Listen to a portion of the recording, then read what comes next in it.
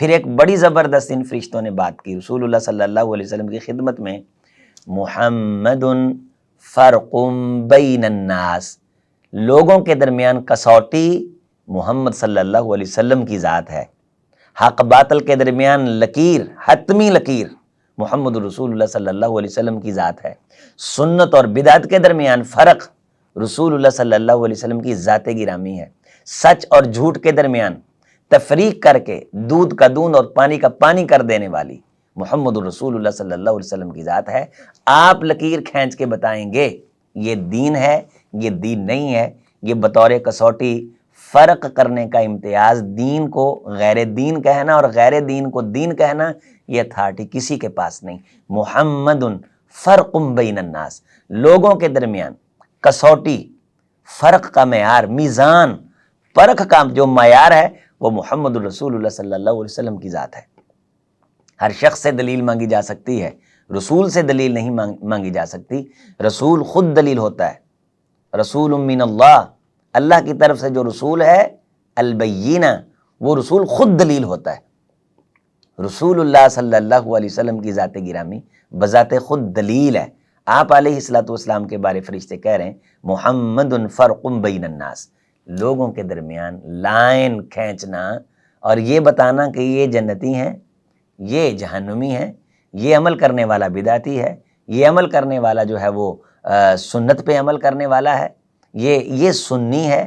یہ نبی صلی اللہ علیہ وسلم لائن کھینچیں گے، آپ صلی اللہ علیہ وسلم بتلائیں گے، آپ صلی اللہ علیہ وسلم وضاحت فرمائیں گے، آپ علیہ الصلوۃ والسلام اپنے الفاظ جو ارشاد فرمائیں گے، جو دین آپ دیں گے، آپ بتائیں گے کہ یہ میری بات ہے، اسے قبول کرنے والا حق پہ ہے، اس کے انکار میں جانے والا وہ اس کا منکر ہے، یہ خرافات ہیں، یہ رسوم و رواج ہیں، یہ میرا دین ہے۔ نبی صلی اللہ علیہ وسلم کی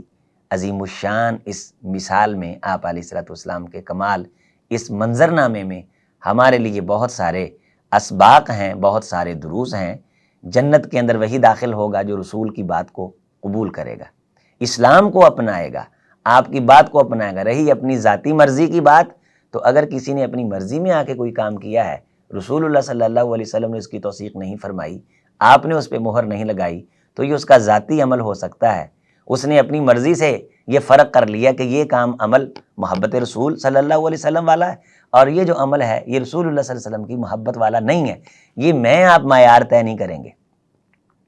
میرے احباب واضح طور پہ نوٹ فرما لیں، محبت کا معیار میں آپ نہیں بنائیں گے۔ محمد فرق بین الناس صلی اللہ علیہ وسلم، محبت کرنے والے لوگ کون ہیں اور محبت کرنے والے لوگ کون نہیں ہیں، یہ معیار رسول اللہ صلی اللہ علیہ وسلم بنائیں گے۔ اس کی اتھارٹی حضرت محمد رسول اللہ صلی اللہ علیہ وسلم کے پاس ہے، اور اللہ کے رسول صلی اللہ علیہ وسلم سے جو محبت کا معیار ہے وہ وہی قابل قبول ہے جو رسول اللہ صلی اللہ علیہ وسلم نے خود دیا ہے۔ سنت نبی صلی اللہ علیہ وسلم سے محبت نبی صلی اللہ علیہ وسلم کی مرضی کے مطابق کرنے کا نام ہے، اور بدعت یہ ہے کہ انسان رسول اللہ صلی اللہ علیہ وسلم سے محبت کا دعویٰ کرے لیکن مرضی اپنی کرے۔